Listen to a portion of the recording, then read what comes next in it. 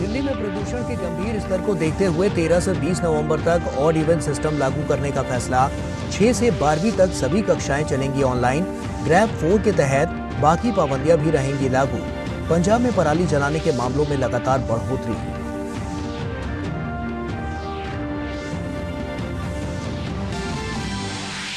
छत्तीसगढ़ में महादेव ऐप के मुद्दे पर राजनीतिक घमासान। भाजपा का आरोप, बघेल सरकार ने जानबूझकर जांच को 1.5 साल तक लटकाया।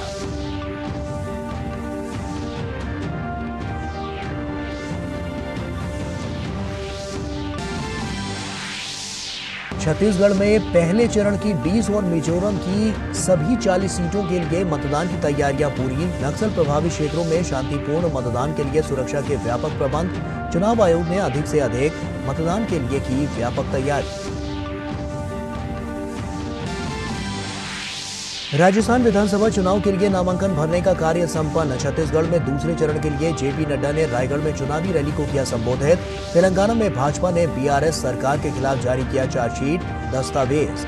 मध्य प्रदेश में राजनाथ सिंह, अखिलेश यादव, प्रियंका गांधी वाड्रा ने चुनावी रैली को किया संबोधित।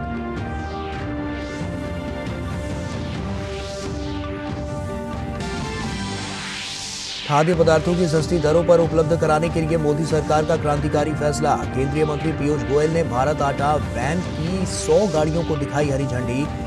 नेफेड, मदर डेयरी, एनसीसीएफ जैसी सहकारी समितियों के माध्यम से होंगे उपलब्ध।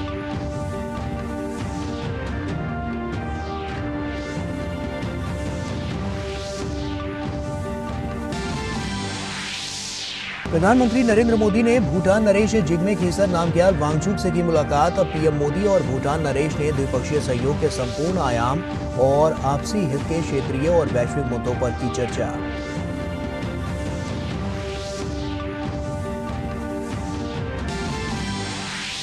इजराइल और हमास के बीच संघर्ष 31वें दिन जारी। इजरायली सेना ने गाजा की घेराबंदी कर 2 हिस्सों में विभाजित करने का किया दावा। वीडियो जारी कर गाजा में अस्पतालों के नीचे और आसपास हमास की सुरंगों और कमांड सेंटरों का किया पर्दाफाश।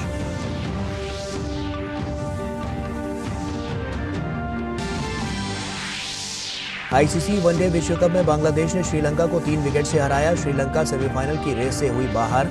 श्रीलंका के 279 रनों के लक्ष्य का बांग्लादेश ने 7 विकेट खोकर किया हासिल।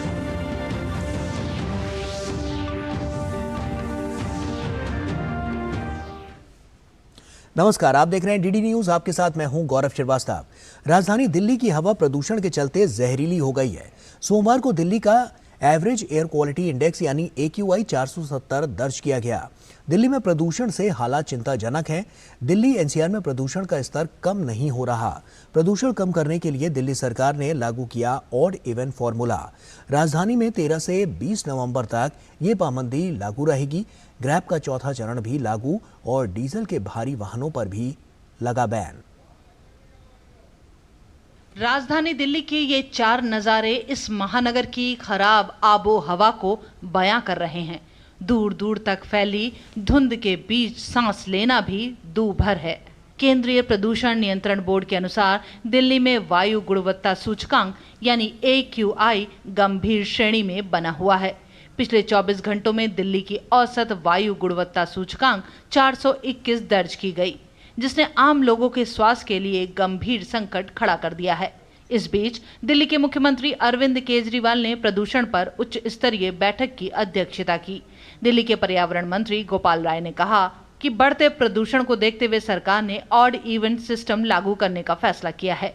राजधानी में 13 से 20 नवंबर तक ये पाबंदी लागू रहेगी।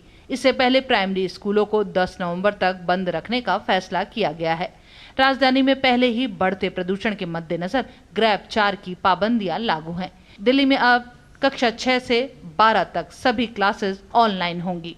दिल्ली के अंदर 5वीं क्लास तक के स्कूल 10 तारीख तक बंद किए गए थे। आज बैठक में निर्णय लिया गया है कि 10 तारीख तक अब 6वीं, 7वीं, 8वीं, 9वीं और 11वीं की कक्षाएं भी जो है वो अब बंद रहेंगी। दिल्ली के अंदर दिवाली के अगले दिन 13 नवंबर से 20 नवंबर तक एक हफ्ते का जो है वो ऑड इवन फार्मूला जो है वो दिल्ली में जो है लागू किया जाएगा।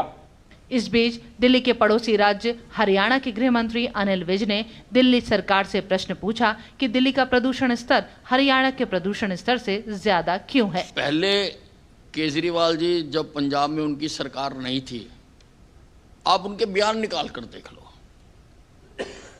वो दिन में कई बार कहते थे कि पंजाब से धुआं आ रहा है। अब क्योंकि पंजाब में भी उनकी सरकार है, अब दोनों मिलकर कह रहे हैं कि हरियाणा से आ रहा है। ऐसी कौन सी हवा चलती है जो पूर्व भी चली जाती है, पश्चिम भी चली जाती है? और मुझे इस प्रश्न का जवाब तो दें कि दिल्ली का प्रदूषण स्तर हरियाणा के प्रदूषण स्तर से ज्यादा क्यों है? वहां पर ज्यादा, अगर यहां जल रहा है तो यहां ज्यादा होना चाहिए, वहां ज्यादा क्यों है? इस बीच पंजाब में धान की कटाई में तेजी आने के साथ पराली जलाने के मामलों में भी लगातार बढ़ोतरी हो रही है। रविवार को इस सीजन के एक दिन में पराली जलाने के सबसे ज्यादा 3,230 मामले सामने आए। इनमें सबसे ज्यादा 551 मामले मुख्यमंत्री भगवंत मान के जिले संगरूर से सामने आए। वहीं फिरोजपुर दूसरे स्थान पर रहा। राजधानी क्षेत्र में वायु गुणवत्ता प्रबंधन आयोग ने तत्काल प्रभाव के साथ 8 सूत्रीय कार्य योजना शुरू की है। ये योजना ग्रेडेड रिस्पांस एक्शन प्लान यानी ग्रैप के चौथे चरण के तहत आती है। हालांकि सबसे बड़ी समस्या खेतों में जल रही पराली से पैदा हो रही है। Bureau report, DD news. Bhajpa Delhi पूर्व अध्यक्ष और पूर्व केंद्रीय मंत्री विजय गोयल ने केजरीवाल सरकार द्वारा 13 नवंबर से ऑड इवन की घोषणा को महज ड्रामा बताया है। गोयल ने कहा कि वे इस ऑड इवन के नाटक का फिर से विरोध करेंगे। पिछली बार में भी उन्होंने इसका विरोध किया था। गोयल ने आंकड़े देते हुए कहा कि वाहनों पर प्रतिबंध की बात जो केजरीवाल सरकार कर रही है, इसमें सबसे ज्यादा प्रदूषण 2 पहिए से होता है, जिनकी संख्या 80 लाख है, जबकि प्राइवेट कारों की संख्या मात्र 25 लाख है। स्कूटर पर ऑड इवन करने से केजरीवाल को वोट बैंक का खतरा है, इसलिए वे मात्र प्राइवेट कारों पर ऑड इवन लागू करके दिखावा कर रहे हैं। दोस्तों, दिल्ली के अंदर प्रदूषण का बुरा हाल है। दिल्ली में लोगों का जीवन 10 साल कम हो गया। ये मैं नहीं, ये मेडिकल आंकड़े बताते हैं जी। 9 साल तक आम आदमी पार्टी की केजरीवाल सरकार ने प्रदूषण को लेकर क्या किया, इसकी वो रिपोर्ट जारी क्यों नहीं करती थी? ऑड इवन सिर्फ ये लोग प्राइवेट कार्स के ऊपर लगा रहे हैं, जो कि हमारे दिल्ली के अंदर शायद 20 से 30 लाख कारें होंगी, पर दूसरी तरफ 80 लाख स्कूटर, टू व्हीलर, जिनसे सबसे ज्यादा प्रदूषण होता है, उस पर कोई रोक नहीं लगा रहे। तो मैं नहीं कह रहा आप रोक लगाओ, पर मैं ये कह रहा हूं इन कारों पे ऑड इवन करके आप ड्रामा मत खेलो यार। केंद्र सरकार ने महादेव बैटिंग ऐप समेत अवैध सट्टेबाजी वाले 22 ऐप और वेबसाइट को ब्लॉक करने का आदेश दिया है। महादेव बैटिंग ऐप केस में प्रवर्तन निदेशालय के नेतृत्व में अवैध सट्टेबाजी ऐप सिंडिकेट के खिलाफ चल रही जांच के बीच आईटी मंत्रालय ने इन ऐप्स को बैन करने के आदेश दिए हैं। महादेव ऐप्स के मुद्दे को लेकर राजनीतिक गलियारों में घमासान मचा हुआ है। महादेव बैटिंग ऐप मामले में छत्तीसगढ़ के मुख्यमंत्री भूपेश बघेल की मुश्किलें कम होती नहीं दिख रही। प्रवर्तन निदेशालय के बाद अब बैटिंग ऐप के कथित मालिक शुभम सोनी ने भी भूपेश बघेल को 508 करोड़ रुपए रिश्वत देने की बात कही है। शुभम सोनी ने दुबई से एक वीडियो बयान जारी किया है। इसमें उसने कहा है कि अपना काम करवाने के लिए उसने भूपेश बघेल को अब तक 508 करोड़ रुपए नकद भिजवाए हैं। इसके साथ ही उसने कहा है कि वह भूपेश बघेल के कहने पर ही दुबई गया था और वह देश वापस आना चाहता है। जैसा कि मेरा मीटिंग हुआ था सीएम साहब से, तो उन्होंने बोला था कि दुबई जाओ, अपना काम बढ़ाओ और वहाँ मीटिंग करो जाके।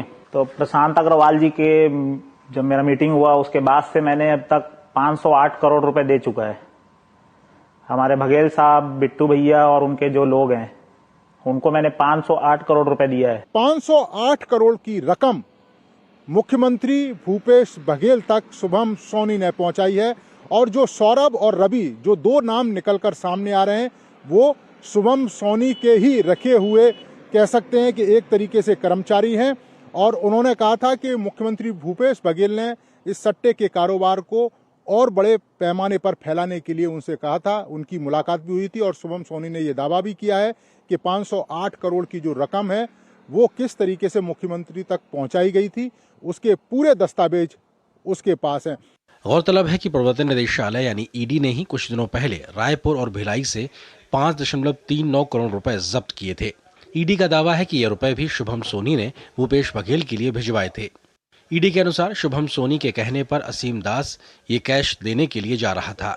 ईडी के मनी लॉन्ड्रिंग केस में शुभम सोनी वांटेड है। इस बीच प्रवर्तन निदेशालय के अनुरोध पर इलेक्ट्रॉनिक्स और सूचना प्रौद्योगिकी मंत्रालय ने महादेव बुक ऑनलाइन सहित 22 अवैध सट्टेबाजी ऐप्स और वेबसाइट्स को बंद करने का आदेश जारी कर दिया है। केंद्रीय मंत्री राजीव चंद्रशेखर ने कहा कि छत्तीसगढ़ सरकार के पास सूचना प्रौद्योगिकी अधिनियम की धारा 69A के तहत वेबसाइट्स और ऐप को बंद करने की सिफारिश करने की पूरी शक्ति थी। हालांकि उन्होंने ऐसा नहीं किया, जबकि वे पिछले 1.5 साल से इसकी जांच कर रहे हैं। इसमें दो कोई राय नहीं है कि 1.5 साल से इन्वेस्टिगेशन इस इलीगल ऐप तो क्रिमिनल ऐप पे कर रहे थे छत्तीसगढ़ के सरकार। इसमें दो कोई राय नहीं है कि 1.5 साल में उन्होंने कोई भी नोटिफिकेशन सेंट्रल गवर्नमेंट को दिया नहीं है। जो उनके पास पावर थे और हम ब्लॉक कर सकते थे अगर उन्होंने लिखा होता। ये भी इसमें दो राय नहीं है कि उनको पैसा मिला है इस ऐप से। 22 अवैध सट्टेबाजी ऐप्स और वेबसाइट्स को बंद करने की ये कार्रवाई प्रवर्तन निदेशालय की ओर से अवैध सट्टेबाजी ऐप सिंडिकेट के खिलाफ की गई जांच और उसके बाद छत्तीसगढ़ में महादेव बुक पर छापे के बाद हुई, जिसमें ऐप के गैर कानूनी संचालन का खुलासा हुआ। आरोपी भीम सिंह यादव और एक अन्य आरोपी असीम दास प्रवर्तन निदेशालय की हिरासत में है। उन्हें धन शोधन रोकथाम अधिनियम की विभिन्न धाराओं के तहत मनी लॉन्ड्रिंग के आरोप में गिरफ्तार किया गया है। दरअसल सौरभ चंद्राकर और रवि उप्पल द्वारा प्रवर्तित कंपनी महादेव ऐप कथित तौर पर क्रिकेट, टेनिस, बैडमिंटन, पोकर और कार्ड गेम सहित विभिन्न लाइव गेम्स में कथित अवैध सट्टेबाजी के लिए ऑनलाइन प्लेटफॉर्म प्रदान करती थी। ये पिछले 4 वर्षों से कार्यरत थे। कंपनी के प्रमोटर छत्तीसगढ़ के भिलाई से हैं और महादेव ऐप एक प्रमुख सिंडिकेट है जो अवैध सट्टेबाजी वेबसाइट को सक्षम करने के लिए ऑनलाइन प्लेटफॉर्म्स की व्यवस्था करता है। अब एक नई जानकारी भी आई है कि प्रतिबंध के बाद भी महादेव सट्टा ऐप संचालन हो रहा है, क्योंकि जो महादेव सट्टा ऐप को चलाने वाले लोग हैं उन्होंने उसका डोनेम है वो चेंज कर दिया है और बाकी सारी की सारी जो चीज़ें हैं वो पहले से ही मौजूद हैं। यानी कि अब जांच एजेंसियों को इस दिशा में भी काम करना होगा कि अगर महादेव सट्टा ऐप चालू है तो इसके पीछे कौन लोग हैं और कौन लोग इसे राजनीतिक संरक्षण दे रहे हैं। जानकार मानते हैं कि इस मामले के तार छत्तीसगढ़ के मुख्यमंत्री भूपेश बघेल से जुड़ने के बाद इसकी जांच होनी चाहिए। जो सौरभ चंद्राकर और उनके गैंग के कई लोग पकड़े गए थे, तब मुख्यमंत्री का सीधा नाम नहीं आ रहा था। उनके आसपास के कुछ राजनीतिक सहयोगी और दुर्ग और रायपुर पुलिस के कुछ आला अधिकारी, कुछ निचले स्तर के अधिकारी और कुछ छुटभइयों के नाम इसमें थे। पर एक सरगना ने स्वयं अपना वीडियो पोस्ट करके जांच एजेंसी को भेजा है, जो क्लेम कर रहा है कि ये ऑनलाइन बैटिंग ऐप उसका है, वो उसको ओन करता है, उसने इनकॉर्पोरेट किया है इसको और वही चलाता है और उसने स्वयं मुख्यमंत्री और उनके बेटे से मुलाकात की है।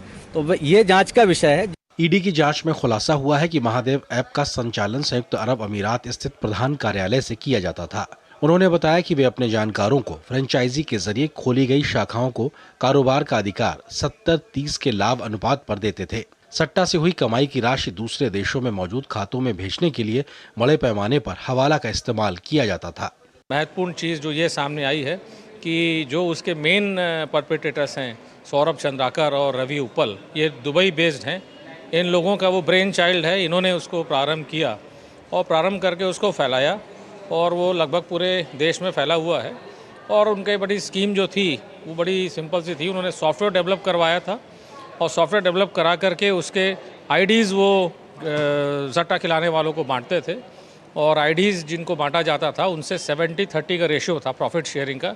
70% वो लोग रखेंगे दुबई बेस्ड और 30% जो आईडी ऑपरेटर्स हैं वो लोग रखेंगे सट्टा खिला करके। छत्तीसगढ़ के आम लोग भी मानते हैं कि इसमें भोले भाले लोगों की मेहनत की गाड़ी कमाई बर्बाद हुई और इसे सरकार द्वारा रोका जाना चाहिए था। महादेव सट्टा तो ऐसा बड़े भैया कि वहाँ पे भी लोग भारी परेशान हैं। कई लोगों के घर बर्बाद हो गए हैं। सरकार देखभाल तो कर ही नहीं रही है। मैं तो नहीं खेलता जो भी सट्टा उट्टा है, लेकिन इससे बहुत ज़्यादा इफेक्ट पड़ रहा है युवाओं पे। वहीं इस मामले में नाम आने के बाद मुख्यमंत्री भूपेश बघेल इन तमाम आरोपों को न केवल बेबुनियाद बता रहे हैं बल्कि राजनीति से प्रेरित भी बता रहे हैं, लेकिन अपने ऊपर लग रहे आरोपों के बचाव के पक्ष में कोई ठोस सबूत नहीं पेश कर रहे। सवाल वही है कि ये बंद भी नहीं हुआ है ना, ये कहाँ बंद हुआ है? जिसको एपीके है वो तो चल ही रहा है, उसको कब बंद करेंगे? महादेव ऐप पहली बार साल 2020 के फरवरी में चर्चा में आया था। उस वक्त आयकर विभाग ने छत्तीसगढ़ में कई नौकरशाहों और राजनेताओं के घर पर छापा मारा था। इसके बाद महादेव बैटिंग ऐप के कई एजेंटों की गिरफ्तारी हुई। बाद में मामला ईडी के पास पहुंचा। ईडी ने छत्तीसगढ़ पुलिस द्वारा दर्ज की गई एफआईआर के आधार पर मनी लॉन्ड्रिंग जांच शुरू की थी। ईडी के अनुसार एएसआई चंद्रभूषण वर्मा और सतीश चंद्राकर दुबई स्थित महादेव ऑनलाइन बुक के प्रमोटरों से मोटी रकम ले रहे थे। ईडी का आरोप है कि एएसआई चंद्रभूषण वर्मा को करीब 65 करोड़ रुपए नकद मिले थे। आरोप है कि उन्होंने वरिष्ठ पुलिस कर्मियों और राजनेताओं को रिश्वत बांटी। साल 2023 के अगस्त महीने में छत्तीसगढ़ पुलिस के एएसआई चंद्रभूषण वर्मा, सतीश चंद्राकर को गिरफ्तार किया गया। इस पूरे मामले में सितंबर में देश के लगभग 39 शहरों में छापेमारी की गई और लगभग 417 करोड़ रुपए की नकदी के साथ साथ कई डॉक्यूमेंट जब्त किए गए। ईडी ने जिन ठिकानों पर छापेमारी की उनमें मुख्यमंत्री भूपेश बघेल के ओएसडी और एक राजनीतिक सलाहकार विनोद वर्मा के ठिकाने भी शामिल थे। 24 अगस्त 2023 को ईडी ने दावा किया उसने इस मामले में 4 लोगों को गिरफ्तार किया है। सितंबर महीने में ईडी ने 417 करोड़ की संपत्ति जब्त की। हाल ही में ईडी ने छत्तीसगढ़ में 5 जगहों पर छापेमारी की। इसमें दुर्ग, रायपुर, भिलाई, कोरबा और रायगढ़ शामिल है। छत्तीसगढ़ सरकार का दावा है कि उसने महादेव ऐप के खिलाफ कदम उठाए और मामला दर्ज कर जांच शुरू की। दावा यह भी है कि अभी तक इस ऐप के खिलाफ 70 से अधिक मामले दर्ज हो चुके हैं और पुलिस ने 450 से अधिक लोगों को गिरफ्तार किया है। हालांकि ये सारे दावे केवल कागजी ही रहे और बड़ी संख्या में आरोपियों के बारे में जानकारी तब मिली जब ईडी ने महादेव बुक को लेकर जांच शुरू की। महादेव बैटिंग ऐप मामले में ईडी ने 21 अक्टूबर को पहली चार्जशीट दायर की थी। इसमें कुल मिलाकर 14 लोगों को आरोपी बनाया गया था। इसमें बैटिंग ऐप के प्रमोटर सौरभ चंद्राकर और उसका सहयोगी रवि उप्पल शामिल है। ईडी ने रायपुर की पीएमएलए कोर्ट को बताया था कि उसने 41 करोड़ रुपए की संपत्ति अटैच की है। जांच एजेंसी का कहना था कि यह मामला 6000 करोड़ रुपए से अधिक के घोटाले का है। महादेव ऐप पर एक के बाद एक खुलासे ने ये बता दिया कि छत्तीसगढ़ के मुख्यमंत्री सवालों के घेरे में हैं। जनता बर्बाद होती है तो हो जाए, हिंसा होती है तो हो जाए, बस इनके लिए पैसा ही सब कुछ है। वो किससे आया, कैसे आया, बस आना चाहिए। Somesh Patel, DD news, Raipur. और छत्तीसगढ़ में पहले चरण की 20 सीटों और मिजोरम की सभी 40 सीटों पर चुनाव प्रचार रविवार शाम को थम गया। इन दोनों राज्यों में मंगलवार 7 नवंबर को वोट डाले जाएंगे, जबकि मतगणना 3 दिसंबर को होगी। छत्तीसगढ़ में शेष 70 सीटों पर 17 नवंबर को मतदान होगा। छत्तीसगढ़ विधानसभा चुनाव के पहले चरण की 20 सीटों पर मतदान की तैयारियां पूरी हो गई हैं। इस चरण में प्रदेश की 90 में से 20 सीटों पर वोट डाले जाएंगे। पहले चरण में प्रदेश के 40,78,681 मतदाता कुल 223 उम्मीदवारों की किस्मत का फैसला करेंगे। निष्पक्ष और शांतिपूर्ण मतदान सुनिश्चित करने के लिए कुल 5,304 मतदान केंद्र बनाए गए हैं। सिक्योरिटी सुनिश्चित करना सबसे बड़ा हमारा दायित्व है, जिससे लोग निर्भीक होकर के आकर के वोट कर सकें। तो हम पूरी कोशिश कर रहे हैं कि उसमें कुछ भी न छूटे और लोग बिल्कुल भयमुक्त वातावरण में वोट कर सकें। डायरेक्ट जो है आप आयोग की वेबसाइट पे आप डायरेक्ट वेबकास्टिंग देख पाएंगे। इसके अतिरिक्त माइक्रो ऑब्जर्वर्स भी वहाँ पे रख रहे हैं और आप जैसे देख सकते हैं कि हमने इस दौरान मतदाता जागरूकता का भी बहुत प्रयास किया है। हमने लोगों को ये समझाने के लिए कि और आपके माध्यम से हम ये बार बार बताते भी रहे हैं कि सुरक्षा की व्यवस्था बिल्कुल चाक चौबंद हमने कर ली है, जिससे वो लोग बिल्कुल आश्वस्त रहे कि वो भयमुक्त वातावरण में आकर के वोट कर सकते हैं। प्रथम चरण के 20 विधानसभा क्षेत्रों में से 10 सीटों पर सुबह 7 बजे से दोपहर 3 बजे तक और 10 विधानसभा क्षेत्रों में सुबह 8 बजे से शाम 5 बजे तक मतदान होगा। इनमें पंडरिया, कवर्धा, खैरागढ़, डोंगरगढ़, राजनांदगांव, डोंगरगांव, खुज्जी, बस्तर, जगदलपुर और चित्रकोट विधानसभा क्षेत्रों में सुबह 8 बजे से शाम 5 बजे तक मतदान होगा। वहीं मोहला, मानपुर, अंतागढ़, भानुप्रतापपुर, कांकेर, केशकाल, कोंडागांव, नारायणपुर, दंतेवाड़ा, बीजापुर और कोंटा विधानसभा क्षेत्रों में सुबह 7 बजे से दोपहर 3 बजे तक वोट डाले जाएंगे। नक्सल संवेदनशीलता के आधार पर 600 से अधिक मतदान केंद्र में स्पेशल फोर्सेस तथा सीएपीएफ तैनात की जा रही है। अन्य मतदान केंद्र में भी केंद्रीय अर्धसैनिक बल तथा स्थानीय पुलिस बल को तैनात कर चुनाव प्रक्रिया को सुरक्षित तरीके से संपादित करने के लिए सभी इंतजाम की गई है। हम क्षेत्र की जनता से अपील करना चाहते हैं, लोकतांत्रिक व्यवस्था को मजबूत करना हम सबकी संयुक्त जिम्मेदारी है। वहीं मिजोरम में विधानसभा की सभी 40 सीटों के लिए भी मतदान की तैयारियां पूरी हो चुकी हैं। राज्य में 4,39,026 महिलाओं सहित 8,57,000 से अधिक मतदाता 174 उम्मीदवारों के भाग्य का फैसला करेंगे। राज्य में 40 विधानसभा सीटों के लिए 1,276 मतदान केंद्र बनाए गए हैं। निष्पक्ष और सुरक्षित मतदान के लिए चुनाव आयोग ने पुख्ता इंतजाम किए हैं। मिजोरम में अंतर्राज्यीय और अंतर्राष्ट्रीय सीमाओं पर लगभग 30 मतदान केंद्रों को संवेदनशील और अति संवेदनशील घोषित किया गया है। बांग्लादेश और म्यांमार से लगती अंतर्राष्ट्रीय सीमाओं पर सुरक्षा कड़ी कर दी गई है। We have 30 critical polling stations, including one vulnerable polling station.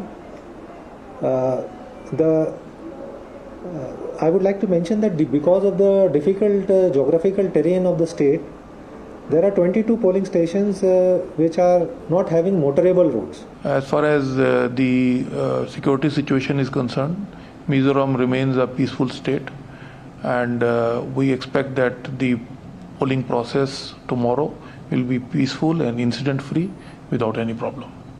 Chhattisgarh में जहां पहले चरण में कांग्रेस और बीजेपी के बीच मुख्य मुकाबला है, वहीं मिजोरम में सत्तारूढ़ Mizo national front, Zoram people's movement, Congress और बीजेपी के बीच मुकाबले की उम्मीद है।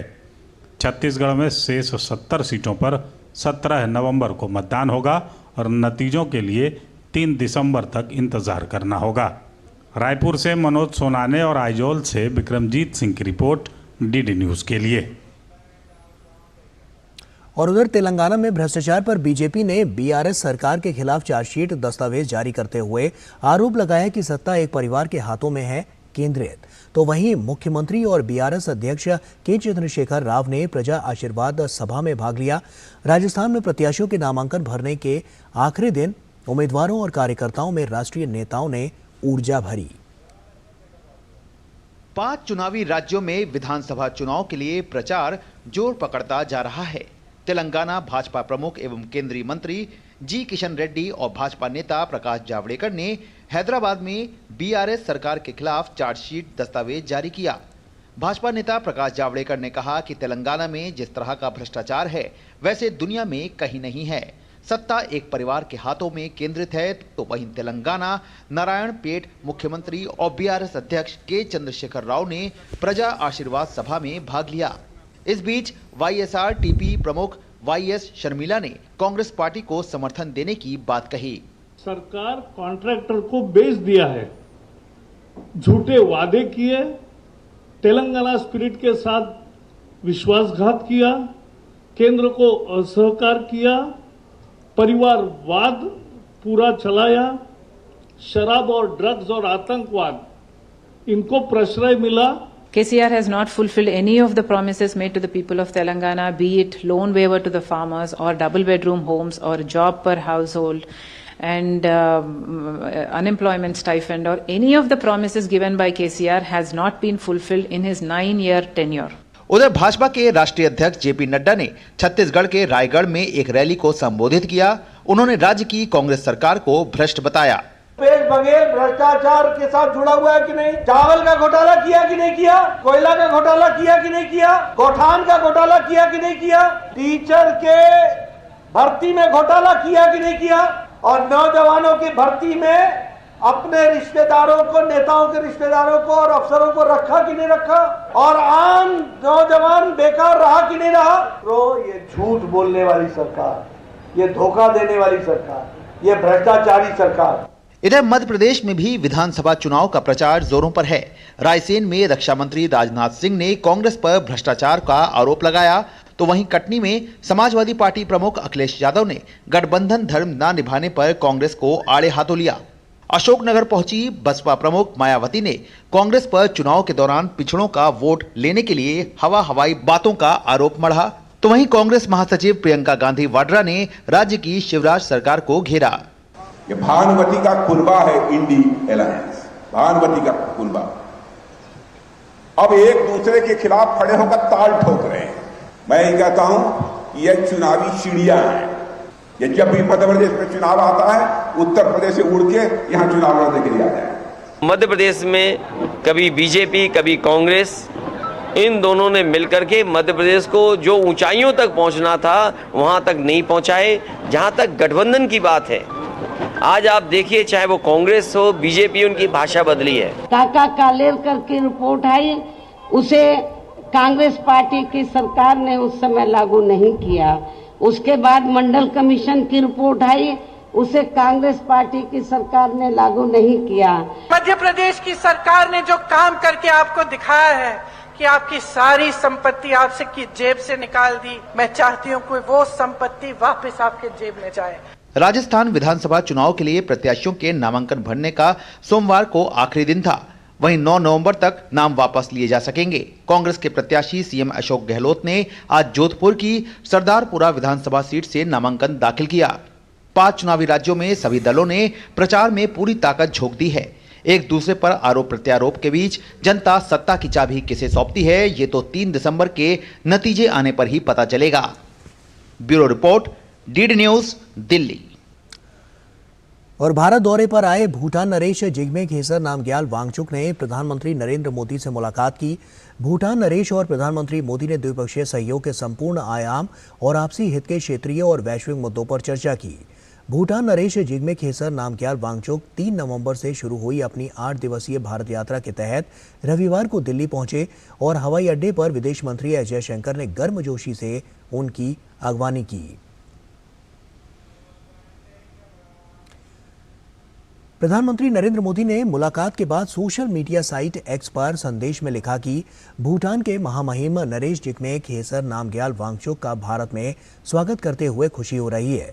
अद्वितीय और अनुकरणीय भारत भूटान संबंधों के विभिन्न पहलुओं पर हमारे बीच बहुत गर्मजोशीपूर्ण और सकारात्मक चर्चा हुई। भूटान के मैत्रीपूर्ण लोगों के विकास और कल्याण के लिए महामहिम के दृष्टिकोण को गहराई से महत्व देते हैं। प्रधानमंत्री नरेंद्र मोदी ने ईरान के राष्ट्रपति डॉक्टर सैयद इब्राहिम राइसी से फोन पर बात की। दोनों नेताओं ने पश्चिम एशिया की कठिन स्थिति और इजराइल हमास संघर्ष पर विचारों का आदान प्रदान किया। प्रधानमंत्री ने आतंकवादी घटनाओं, हिंसा और नागरिक जीवन की हानि पर गहरी चिंता व्यक्त की। उन्होंने इजराइल फिलिस्तीन मुद्दे पर भारत की दीर्घकालिक और सुसंगत स्थिति को दोहराया। दोनों नेताओं ने तनाव को रोकने, निरंतर मानवीय सहायता सुनिश्चित करने और शांति एवं स्थिरता की शीघ्र बहाली सुनिश्चित करने की आवश्यकता पर जोर दिया। दोनों ही नेताओं ने बहुआयामी द्विपक्षीय सहयोग में प्रगति की भी समीक्षा की और सकारात्मक मूल्यांकन किया। उन्होंने क्षेत्रीय कनेक्टिविटी में सुधार के लिए ईरान में चाबहार बंदरगाह पर ध्यान केंद्रित करने और प्राथमिकता देने का स्वागत किया। दोनों ही देश क्षेत्रीय शांति, सुरक्षा और स्थिरता में साझा हित को देखते हुए संपर्क में बने रहने पर सहमत हुए। उपराष्ट्रपति जगदीप धनखड़ ने अपने 1 दिवसीय दौरे के दौरान भारतीय प्रौद्योगिकी संस्थान IIT बॉम्बे का दौरा किया। उन्होंने संस्थान के छात्रों और संकाय सदस्यों के साथ बातचीत की। You all are inspiring me very strong, and the nation is safe in your hands. And I have no doubt you will take the nation, Bharat at 2047, gloriously as a developed nation of the world. IIT Bombay alumni have made remarkable contributions in the progress of the nation. There are many, however, illustratively, the list is very long. One cannot be exhaustive. They are impacting every part of the globe. और केंद्रीय मंत्री पीयूष गोयल ने कहा कि सरकार ने price stabilization fund के जरिए लोगों को खाद्य पदार्थों की आपूर्ति सस्ती दरों पर उपलब्ध कराई है और ये मोदी सरकार का क्रांतिकारी फैसला है। उन्होंने कहा कि लोगों को खाद्य आपूर्ति उचित मूल्य पर मिलती रहे, इसके लिए सरकार ने सस्ती दरों पर खाद्य आपूर्ति कराई है। उन्होंने हरी झंडी दिखाकर भारत आटा वैन की 100 गाड़ियों को रवाना किया। गरीब कल्याण के लिए प्रतिबद्ध मोदी सरकार ने भारत आटा की कीमत प्रति किलोग्राम 27.5 रुपए पर लोगों को उपलब्ध कराना शुरू कर दिया है। नई दिल्ली में केंद्रीय मंत्री पीयूष गोयल ने कर्तव्य पथ से भारत आटा की बिक्री कार्यक्रम का शुभारंभ किया। भारत आटा वैन की 100 गाड़ियों को हरी झंडी दिखाते हुए उन्होंने कहा कि सरकार ने प्राइस स्टेबलाइजेशन फंड के जरिए लोगों को खाद्य पदार्थों की आपूर्ति सस्ती दरों पर उपलब्ध कराई है और अब लोगों को सस्ती दरों पर आटा भी मिलेगा। जब जब उपभोक्ता के ऊपर किसी वस्तु का कीमतों में परेशानी नजर आई, तब तक केंद्र सरकार ने पहल की और लोगों तक सस्ते में ये वस्तु मिल सके, खाद्य पदार्थ मिल सके, इसकी चिंता करने का एक नया पहल माननीय प्रधानमंत्री जी के मार्गदर्शन में मंत्री समूह ने अमित शाह जी के नेतृत्व में ये तय किया कि क्यों ना हम हमारे उपभोक्ताओं को भारत आटा भी उपलब्ध कराएं। भारत आटा की बिक्री के लिए भारतीय खाद्य निगम सेंट्रल पूल से 2.5 लाख टन गेहूं अलॉट कर रहा है। इसे पिसवाकर 10 किलो और 30 किलो की पैकिंग में NAFED, mother dairy, national cooperative consumers federation of India और इस जैसी बाकी सरकारी समितियों के माध्यम से बेचा जाएगा। वहीं दालों की बढ़ी हुई कीमतों पर लगाम लगाने के लिए सरकार पहले ही सब्सिडी वाली भारत दाल की बिक्री शुरू कर चुकी है। Rishi Kumar, DD news, Delhi. और भारतीय सिनेमा के सबसे बड़े फिल्म फेस्टिवल 54वें इफ्फी के लिए तैयारियां जो हैं वो पूरी हो चुकी हैं। गोवा तैयार है भारत का अंतर्राष्ट्रीय फिल्म महोत्सव की मेजबानी के लिए। 20 से 28 नवंबर तक गोवा में लगेगा दुनिया भर में सिने प्रेमियों का जमावड़ा। विश्व के सबसे प्रतिष्ठित फिल्मोत्सव में शुमार भारत का अंतर्राष्ट्रीय फिल्म महोत्सव इफ्फी के लिए मंच सज चुका है। 20 नवंबर से होगा इफ्फी के 54वें संस्करण का आगाज। इस बार पिछले साल की तुलना में 3 गुना अधिक अंतर्राष्ट्रीय प्रस्तुतियां प्राप्त हुई। सूचना और प्रसारण मंत्री अनुराग सिंह ठाकुर ने नई दिल्ली में एक संवाददाता सम्मेलन में कहा कि भारतीय अंतर्राष्ट्रीय फिल्म महोत्सव वैश्विक सिनेमा को एक महत्वपूर्ण मंच प्रदान करता है। सिनेमाई उत्कृष्टता का प्रतीक ये महोत्सव देश और दुनिया भर से बेहतरीन प्रतिभाओं को एक मंच पर साथ लाता है। एक बहुत बड़ा आकर्षण का केंद्र इफ्फी गोवा बना है, जहां अंतर्राष्ट्रीय फिल्मों से लेकर भारतीय फिल्मों तक प्रदर्शन करने का अवसर, जहां एक और फिल्म के अभिनेताओं को, प्रोड्यूसर, डायरेक्टर को मिलता है, तो फिल्म प्रेमियों को भी वो फिल्में का देखने का अवसर मिलता है जो दुनिया में उनको कभी देखने का अवसर नहीं मिला। International premiere, world premiere, Asian premiere और इंडियन प्रीमियर, ये सभी 3 गुना ज़्यादा इस बार होने जा रहे हैं। ये अपने आप में दिखाता है कि इफ्फी गोवा कितना पॉपुलर हुआ है। प्रतिष्ठित सत्यजीत रे लाइफ टाइम अचीवमेंट पुरस्कार प्रसिद्ध हॉलीवुड अभिनेता और निर्माता माइकल डगलस को प्रदान किया जाएगा। सूचना और प्रसारण राज्य मंत्री डॉक्टर एल मुरुगन ने कहा कि ये एक अनोखा आयोजन है।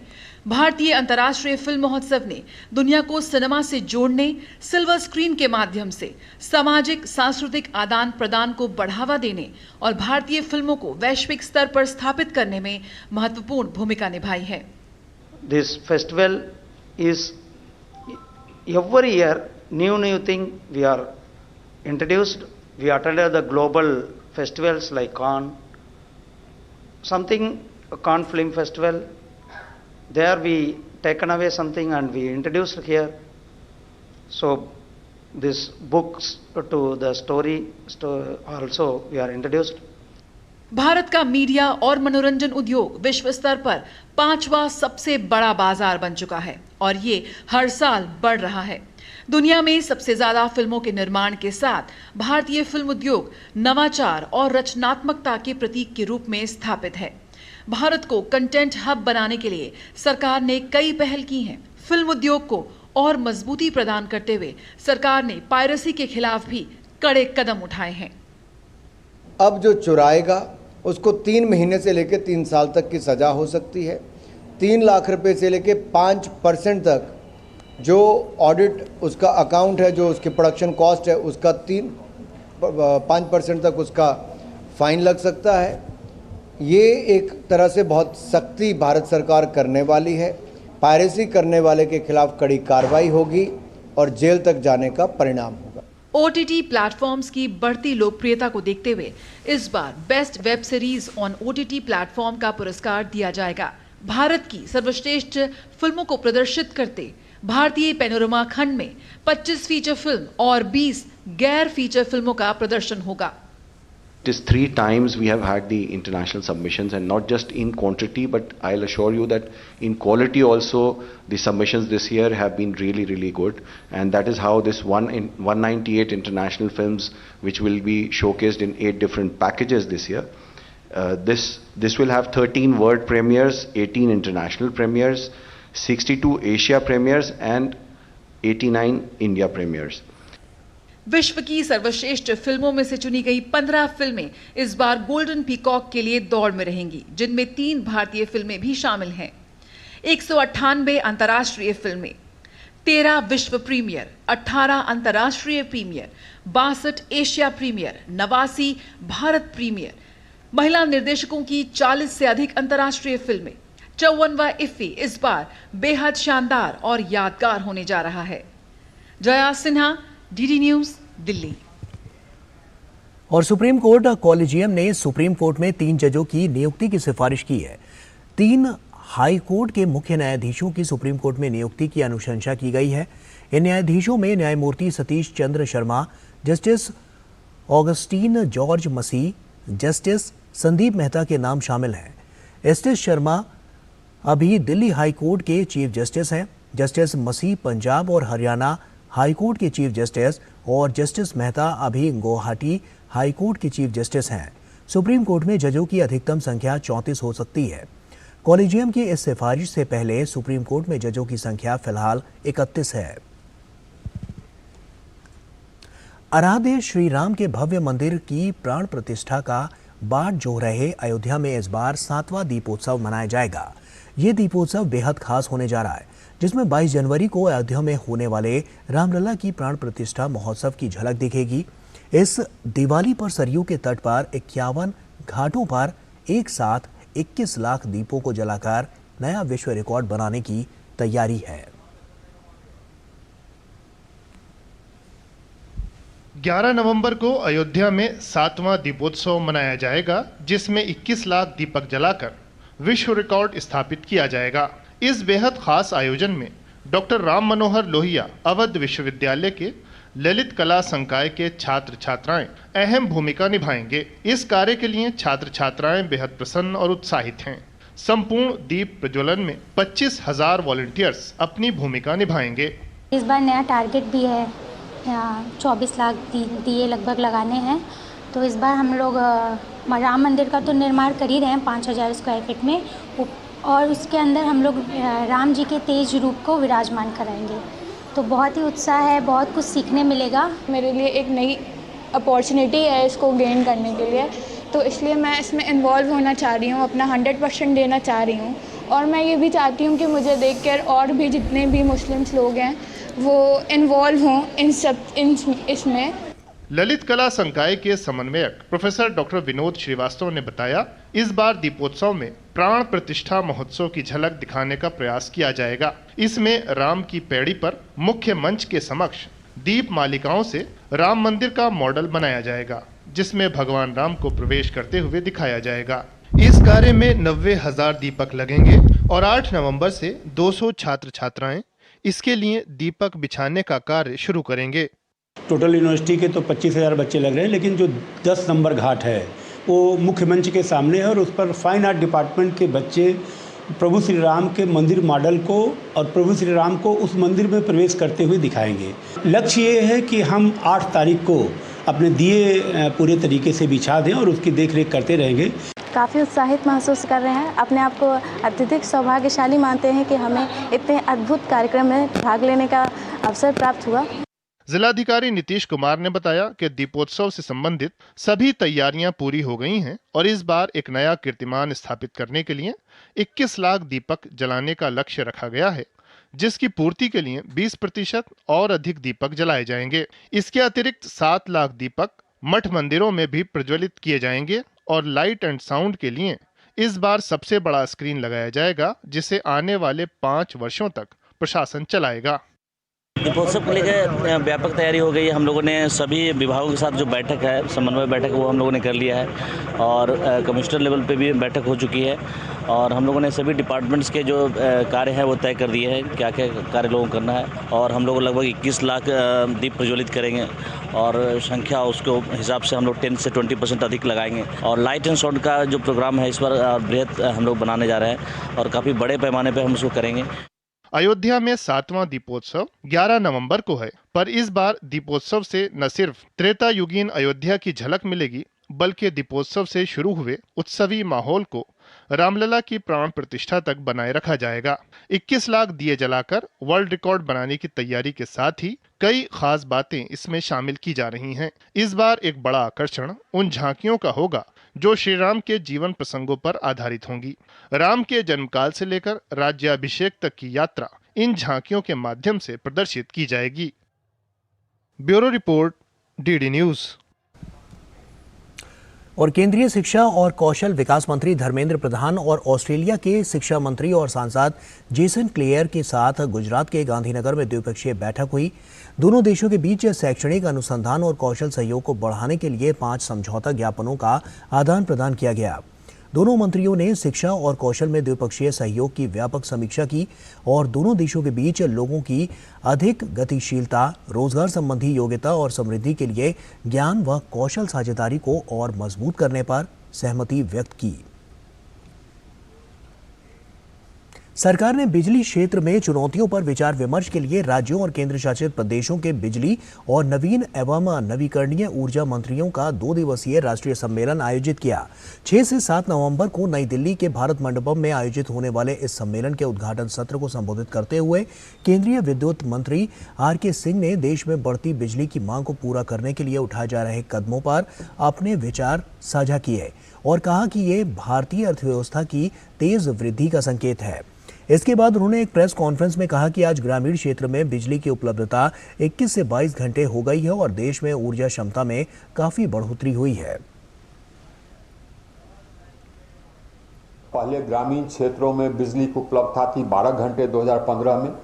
आज ग्रामीण क्षेत्रों में बिजली की उपलब्धता बढ़ करके 21-22 घंटे हो गई है। अर्बन एरियाज में ग्रामीण बिजली की उपलब्धता 23.5 घंटे हो गई है। रिन्यूएबल एनर्जी कैपेसिटी जिस गति से हमने आगे बढ़ाया है, हम और राज्य मिल करके, उतनी गति से शायद ही किसी और देश में, दुनिया में किसी और देश में भी इतना तेजी से बढ़ा हो। और नेपाल में भूकंप प्रभावित परिवारों के लिए आपातकालीन राहत सामग्री की दूसरी खेप भारत सरकार की ओर से मिशन के उप प्रमुख प्रसन्ना श्रीवास्तव ने नेपालगंज के मेयर की उपस्थिति में बांके के मुख्य जिला अधिकारी श्रवण कुमार पोखरेल को सौंपी।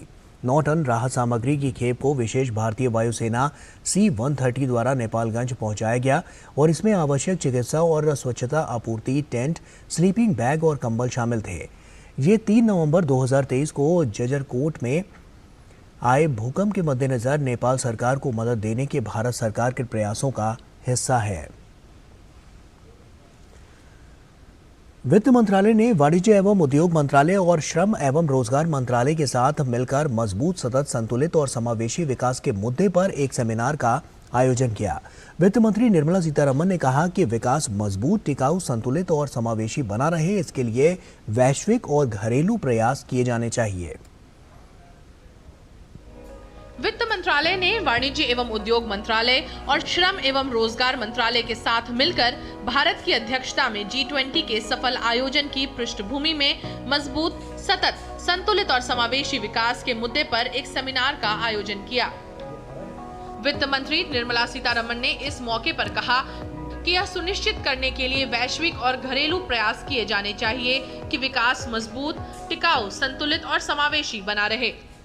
The New Delhi Leaders' Declaration underscores the urgency of implementing well-calibrated macroeconomic and structural policies to bolster equitable growth and enhance macroeconomic and financial stability. I believe we have delivered a G20 presidency that has provided clear policy direction for addressing the needs of the majority of the global population, whose voices are often unheard in global multilateral forums.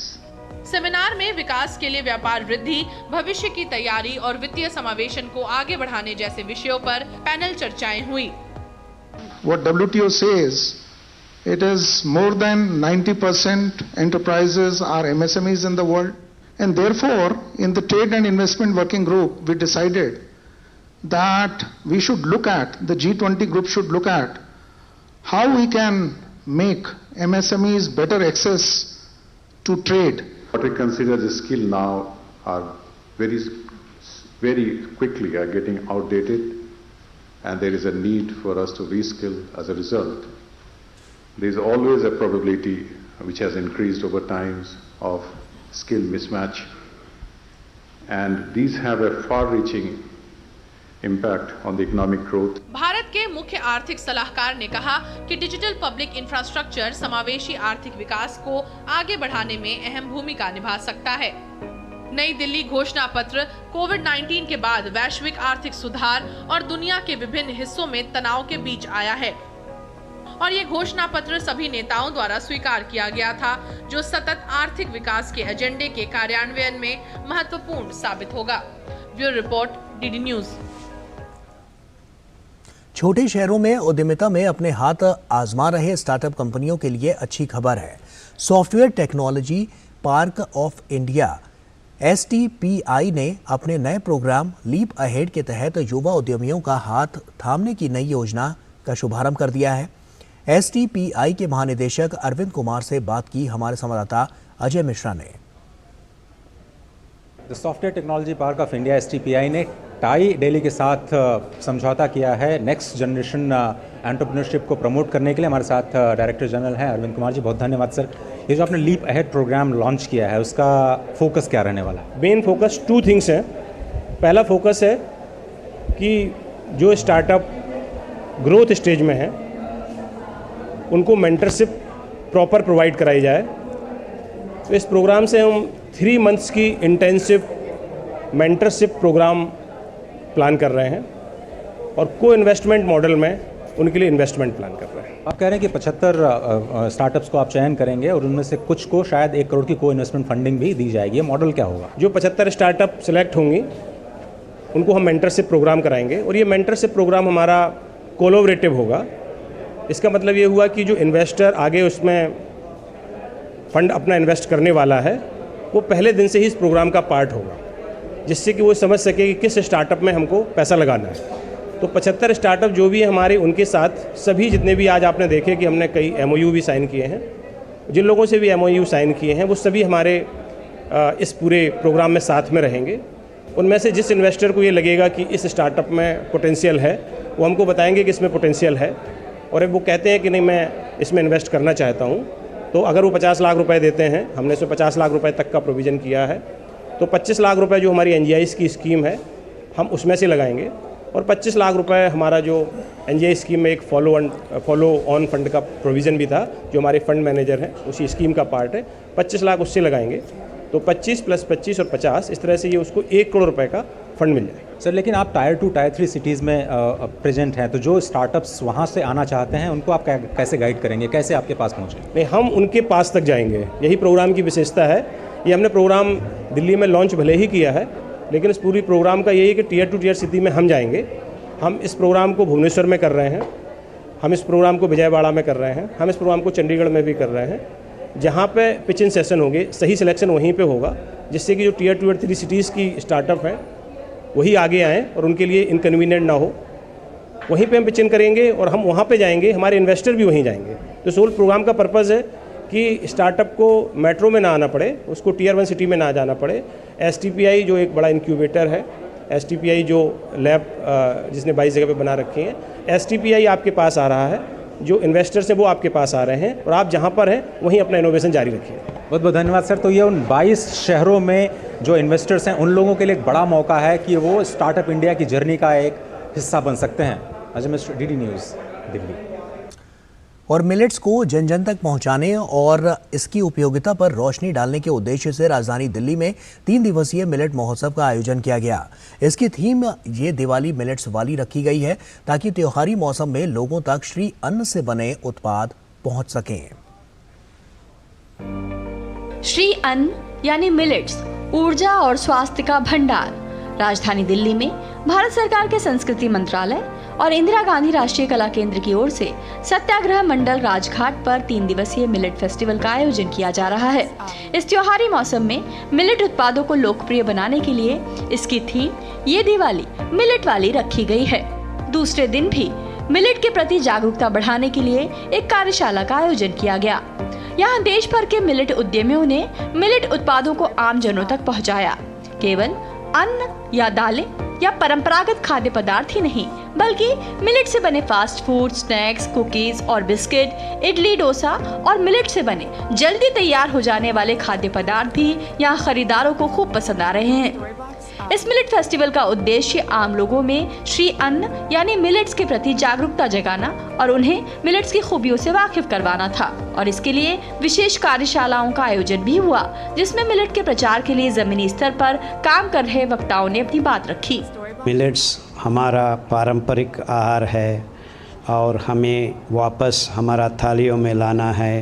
गांव-गांव में हर आदमी का, हर घर में हम ये millets का खाना वापस लाने का हमारा ध्येय है। मिलेट्स का डिमांड अभी बढ़ेगा क्योंकि मिलेट्स खाने से हमारा स्वास्थ्य हमारा शरीर में वापस आके बैठ जाएगा। हम डॉक्टर के पास नहीं जाने का इंतज़ाम हो रहा है।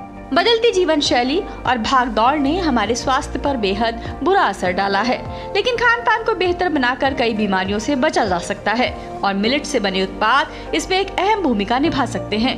जरूरत इस बात की है कि इसके लिए लोग भी जागरूक हों और इस तरह के मिलेट महोत्सव इस दिशा में शानदार पहल के रूप में सामने हैं। डीडी न्यूज के लिए दिल्ली से रजनी सेन की रिपोर्ट। और दिल्ली में शहनाई वादक उस्ताद बिस्मिल्लाह खां पर लेखिका डॉक्टर सोमा घोष द्वारा लिखी किताब बाबा एंड मी किताब का विमोचन हुआ। इस दौरान लेखिका सोमा घोष ने कहा कि उस्ताद बिस्मिल्लाह खां अपने सुर के प्रति ईमानदार थे। किताब विमोचन में तमाम गणमान्य व्यक्ति उपस्थित रहे। आगे पीछे कोई धर्म है ही नहीं। जो मैंने बाबा में पाई कि उनके हृदय में जो सुर था वो इतना असली और शुद्ध ईश्वर का करीब सुर, और उस सुर के साथ उन्होंने कभी अन्याय नहीं किया। जब हमारी जुगलबंदी हुई तो उन्होंने अपने आसन में मुझे बैठाया और उनके 70 साल के बेटे को नीचे बैठाया और पीछे बैठाया रिहर्सल के समय। वहाँ पर उनको कोई कॉम्प्रोमाइज़ नहीं है। ये एक महापुरुष ही कर सकते हैं, मैं समझती हूँ। और मौसम विभाग ने अगले 2 दिन तक केरल, तमिलनाडु और पुडुचेरी के कराईकल में तेज बारिश की संभावना व्यक्त की है। मौसम विभाग ने बताया है कि पश्चिमी विक्षोभ के कल से पश्चिमी हिमालय क्षेत्र को प्रभावित करने की संभावना है। इसने अगले 7 दिन के दौरान अंडमान और निकोबार द्वीप समूह में कुछ स्थानों पर हल्की से मध्यम वर्षा की संभावना जताई है। वहीं मौसम विभाग ने दिल्ली में अगले 24 घंटे के दौरान आसमान साफ रहने की संभावना जताई है। सुबह के समय हल्की धुंध छाई रहेगी। मंगलवार को अधिकतम तापमान 31 डिग्री सेल्सियस और न्यूनतम तापमान 15 डिग्री सेल्सियस के आसपास रहने का अनुमान है।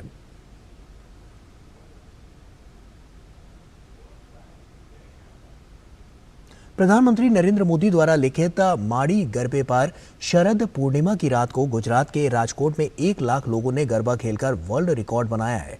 राजकोट शहर में रेसकोर्स ग्राउंड में 1 लाख से ज्यादा लोग गरबा खेलने इकट्ठा हुए थे। वर्ल्ड रिकॉर्ड ऑफ इंडिया की टीम की मौजूदगी में सिंगर पार्थिव गोहिल ने प्रधानमंत्री मोदी द्वारा लिखित गरबे को गाकर 1 लाख लोगों को गरबे के ताल पर झुमाया था। गुजरात के गृह मंत्री हर्ष संघवी और प्रदेश भाजपा के अध्यक्ष CR पाटिल ने 1 लाख लोगों की मौजूदगी में वर्ल्ड रिकॉर्ड का सर्टिफिकेट स्वीकृत किया। नाम जानवी मोया है और मैं गुजरात राजकोट की रहने वाली हूँ। अभी मैं राजकोट रेसकोर्स में हूँ जहाँ पे वर्ल्ड रिकॉर्ड बना है। उसमें माड़ी गरबा में हमने किया है जो प्रधानमंत्री ने लिखा हुआ है। विश्व कप के 38वें मुकाबले में बांग्लादेश ने श्रीलंका को 3 विकेट से हरा दिया। इस हार के साथ ही श्रीलंका की टीम आधिकारिक तौर पर सेमीफाइनल की रेस से बाहर हो गई है। नई दिल्ली के अरुण जेटली स्टेडियम में श्रीलंका ने पहले बल्लेबाजी करते हुए 49.3 ओवर में 279 रन बनाए। बांग्लादेश ने 7 विकेट खोकर 282 रन बना लिए और मैच जीत लिया। और इसी के साथ फिलहाल इतना ही। हमें दीजिए इजाजत। नमस्कार।